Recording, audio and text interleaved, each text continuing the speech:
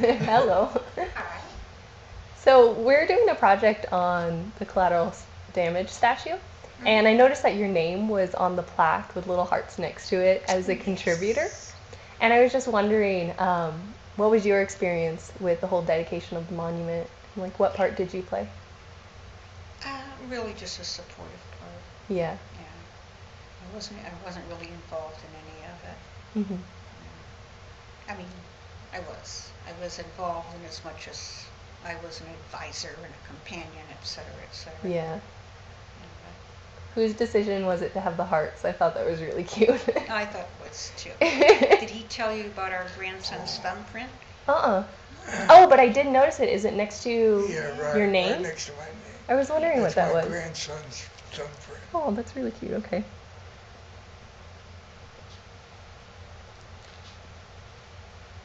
So it got personalized. Yeah, I like that. It's amazing that you noticed that. Well, yeah, I spent some time like scouring it. The only part I couldn't really see was the top because I'm a little too short. But Would you like a soda or something? I've got some water, so I'm good. Would you like something? I'm fine, thank you. You fine? Thank you. Here. Thanks. Okay, let's see. Where are we? Joy's a retired coastal planner. Mm-hmm. She was a planner for the Coastal Commission, Mm-hmm. fighting arbitrary growth and that sort of thing. Uh-huh. So she's been fighting with the same, or for the same side. Yeah. Different way. Okay. So we have that it wasn't on Memorial Day, but I was interested for that day that it was actually dedicated.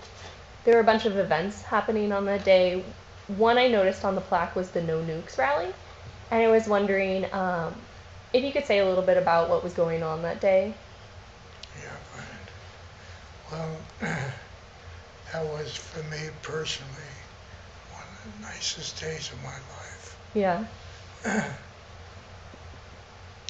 It was one of the things that happened to me is a young sculptor in town who was at the rally came up to me and he said, "Chase, I can't believe that an artist could have this much effect." I said, "Believe it." Mm-hmm.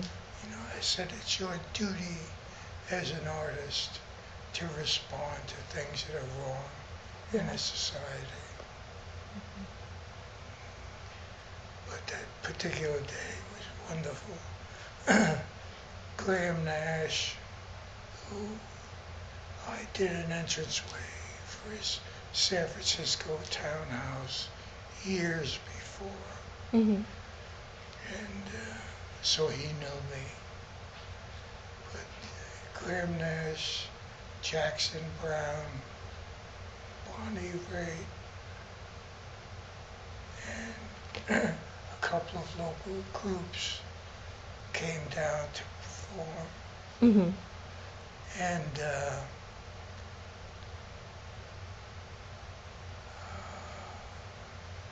there were a number of important speakers. And, excuse me, an admiral. Mm-hmm. I don't remember his name, I'll but see if I can he's in the list there. Oh yeah, I remember there being an admiral. He came down and spoke. Mm-hmm. So I spoke at the unveiling. Mm-hmm. Have you seen that tape, by the way? I think Kevin was looking for it. He's the one that's doing most of the research, and I hadn't heard back from him if he could find it at the library because I know they have a copy. I have a copy here, my own copy. Uh-huh. I don't know. We'll get in contact with him when we're done with the interview and see. Okay. If not, then it'd be nice to look at it. Okay. Let's see. So I wanted to clear up some confusion about the Peace Park because we couldn't find a whole lot of information on it. And really what I would like to talk about is the whole controversy about it. It's been called an anti-American park. Like you were saying, there were people that have a problem with the fact that it's not, the Peace Park would detract from the civilian casualty idea, and that it would be dedicated specifically to Doug Rand. Yeah, my letter to the editor really hits home on that. Okay. I talk about the fact that there are more civilians killed in wars than there are soldiers. Mm-hmm. Not that I think it's something, do we need to ignore soldiers? I think their contribution to the madness is tragic. Yeah. And most of them, of course, don't want to be there. Mm-hmm. Or most of them don't even understand what they're fighting for. Mm-hmm.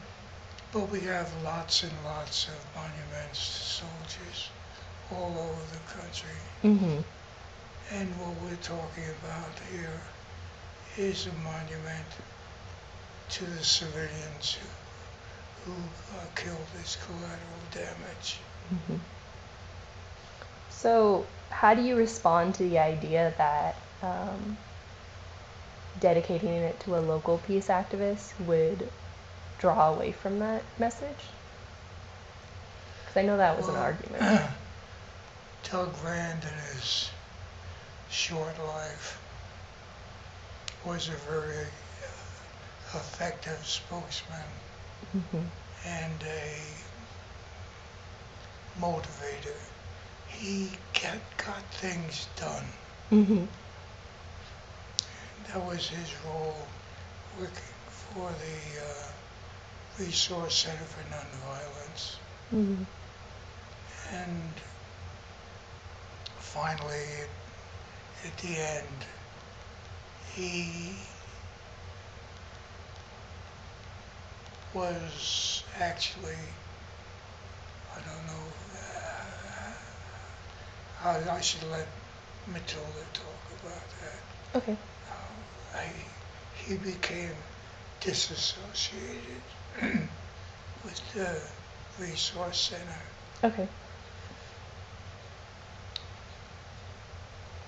What about the argument that I know a lot of people think that if you are anti-war or if you're making an anti-war statement, you're then making an anti-American statement? That's stupid. Yeah, I know. And I also think it's kind of scary, that connection, that Oh, sure. to be an American, you have to have a huge connection to war, Right, right. Well, during the Vietnam War, one of the most popular bumper stickers was "America, love it or leave it." Mm-hmm. That sort of thinking is part of the hardcore right thinking. Yeah. And of course, the anti-war people responded with a bumper sticker that said, "America, change it or forget it." Mm-hmm. Okay. Let's see, what about the wall of consequence? I was interested in what sort of message was being conveyed by this wall with a bunch of debris on it. Could you say something about where you guys were hoping to get it from, and what did you want it to convey? Well, we had material lined up from London, Paris, Dresden,